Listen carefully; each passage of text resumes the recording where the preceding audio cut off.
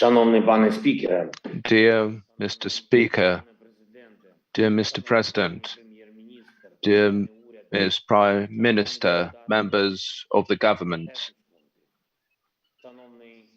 members of the Parliament, Mr. Federal President of Germany, Ms.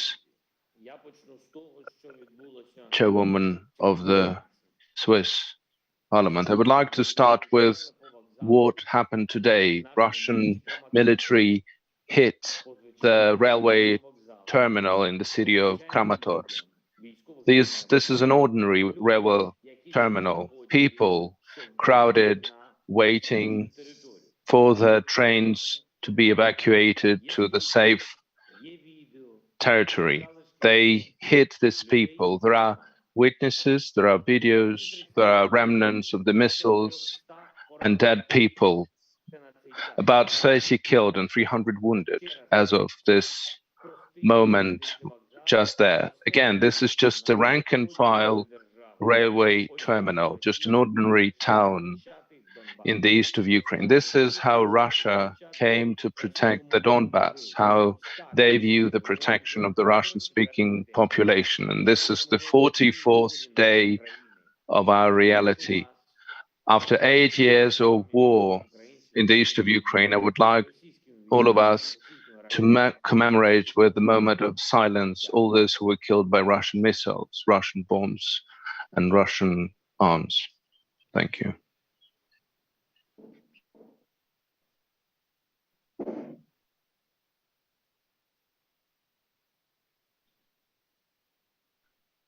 Дякую.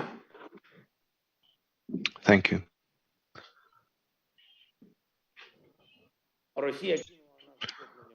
Russia, through all the capable forces of their army from all their territory, from the Far East, to fight against Ukraine. But this wasn't enough, so Russia is pulling together all the people who can hold arms to continue their aggression against Ukraine. They're looking for mercenaries from all over the world. They are sending the militants from all the terrorist groups and private armies that were established by some of the Russian officials. We have seen so many people among the prisoners, very experienced fighters and just the youngsters born in 2003. But no one can adequately explain why do they need this war against Ukraine? Why do they need to hit civilians with missiles? Why this cruelty that the world has witnessed in Bucha and other cities liberated by Ukrainian army? More than 200,000 of occupiers on our territory. There were lots of people who were running away, who consciously were raising their hands up, who were injuring themselves to go to the hospitals and avoid fighting. But the majority of the army continues fighting, not knowing what are they fighting for on our land. An absolutely insane and absolutely cruel war is waged, and sometimes you think whether they are human at all. Yesterday, the Russian soldiers just shelled a boat with the peaceful people in Kakhovka water reservoir. People were trying to save their lives by being evacuated, and they shelled them with missiles. These are dozens of meters away from the shore of the river, and they hit them with missiles. So in all the districts where the Russian army went in, there are hundreds of cars, civilian cars, that were shot at and put on fire. They did see that these are just ordinary people, there is no danger, but they still were shooting. There are many examples of these cars with civilians that were simply crashed by the armored vehicles, just ran over them. You have seen what Russian military has done in the city of Bucha, but they're doing this butchery of this sort in Mariupol and Kramatorsk and Kharkiv and Kherson. And I think you do understand that if the Russian army will get the order to invade your country, they will do the same with your country as well. This is something I don't want you to witness. They will do the same what they did in the city of Bucha to your cities as well, to the cities of any country. Whatever the Russian Federation authorities will decide, as if this is their land, part of their empire. And even if Russian soldiers will not understand why they need to do this, they will still keep on fighting, because this is hatred. This is the hatred to other people that is being nurtured among the people of Russia on the national level. Ladies and gentlemen, in your history, you have seen the invasion of Russia in your land, and this threat is still there. We have to do our best to make sure that this is not repeated again. The war of Russia against Ukraine is decisive not only for the future of our country and our nation, but all those who have a common border with Russia. Just like you, 83 years ago, Ukraine has the bravery to defend itself against such an enemy and such a power, which is numerically superior. There are simply too many of them. Numerically speaking, they have a lot of equipment and a lot of missiles, lots of people who can be thrown to war, and a lot of oil and dollars and euro that are spent for the propaganda of aggression. But just like your courage rescued your country from the Stalin invasion, similarly, our courage resists this invasion. 43 days now we have been doing so, but lots of things have to be done more. Unlike the Second World War, the democratic world understands that you can not simply turn the blind eye on the inspection of the tyranny. If the people are fighting for their freedom, they need to be supported. But ordinary people understand these things and these concepts more than some influential leaders. Smaller countries understand it better than some of the bigger countries. We have to consist the strong people of the world that such sanctions against Russia are needed, sanctions that will not be able to be bypassed, and sanctions that will stop their military machinery. We still have to ask for the assistance and the armament, and what we hear in response that we still have to wait for the fighter jets to come, for the anti-missile, anti-ship equipment to be delivered. They are telling us that we need to wait in the situation when we are losing hundreds of people on a daily basis because of the Russian attacks, when dozens of our cities have been destroyed. We still have to wait when more than 10 million people became IDPs. We still have to wait. In the reality, when more than 3 million have left their countries out of 10 million IDPs.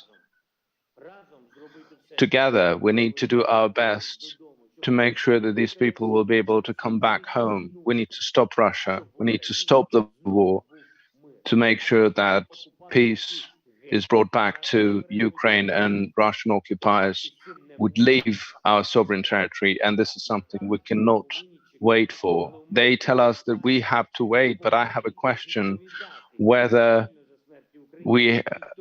those who are killing Ukrainians are to be held accountable, and those who are making us wait for the things that we need badly, wait for the means of protecting our lives, wait for weapons. And I'm very grateful to Finland that you didn't wait when this invasion of Russian Federation started, that you were very quick to help, that you made a historic decision of providing a defense support to Ukraine, for showing a principled position in sanction questions, that you are one of the moral leaders of our anti-war coalition, but I would like you to show even more leadership, both on the level of the European Union and bilaterally with the countries of the EU, to support our fight for freedom, for our common freedom.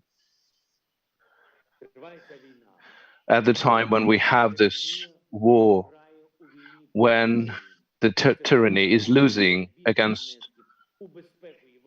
in the war against Ukraine, and this will be the biggest contribution in the security of Europe, and therefore one of the biggest contribution to the security of your country. Therefore, we need weapons that some of the EU partners have. This is why we need powerful, efficient sanctions against Russia on a permanent basis, a sanction cocktail that would be remembered just like Molotov cocktails. Please insist on that. And I'm grateful to the Finnish companies who already ceased to their operation in the Russian market, but we need to cut all the economic ties with this country. And I urge you to pressure all of your companies who continue supporting Russian war machinery through their taxes and excise taxes paid in Russia. We need to isolate all the Russian banks from the international banking system. We cannot be limited just by partial response to the Russian threat in Europe and threat to the democratic world, because the freedom will not survive if we leave channels that will be fed by these sources of income. And we need to think about how to protect Europe from the Russian energy weapon. Every educated person knows that the times of the fossil fuels is in the past. We cannot rely on coal and oil. We have to look for new sources of energy. And if Russia is abusing their energy resources to finance aggression against other nations and spreading hatred around the world, it means this should be an additional powerful incentive to speed up all the necessary decisions. How much longer can Europe ignore the introduction of embargo against oil supplies from Russia? How much longer? This is the big question that environmental and military sectors are looking forward to. And I want you to ask this question very loudly to all the European unions for such a decision to actually be made.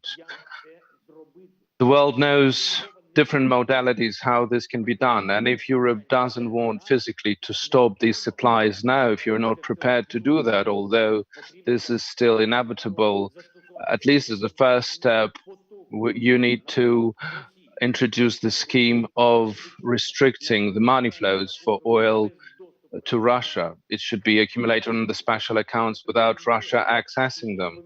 Let Russia first bring peace and be held accountable for the military crimes, and then get hold of their oil and dollars and gas and euro. So let them first remember what the Helsinki spirit is and restore that Helsinki spirit, and only after that they can start the discussion about economic issues if need be. And when we are talking that we need to stop the war, when we're saying that, I think this is something very clear to all the cultures in the world. And this is a clear message in different languages. When I say this in Ukrainian, I think there's no one who would not understand what it means, especially also if you say this in German, in Arabic or Chinese or any other language for that matter. We share this common value. The war is equally evil for everyone. Ladies and gentlemen, the people of Finland, I do believe that common sense will win, and that together we will be able to protect freedom and Ukraine. This is why we need to start thinking now how to rebuild our country after this war.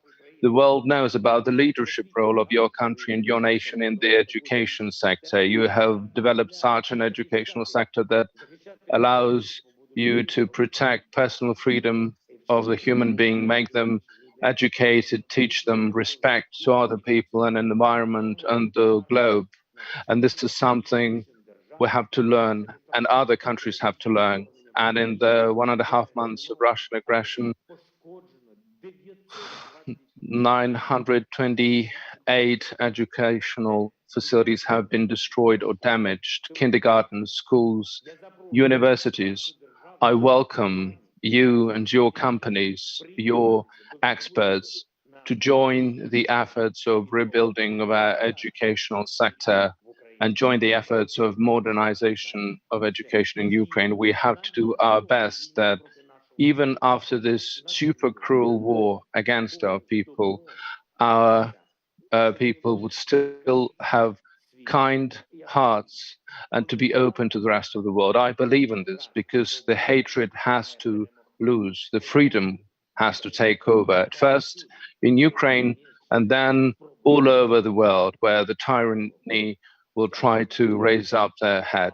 Thank you to Finland. Slava Ukraini.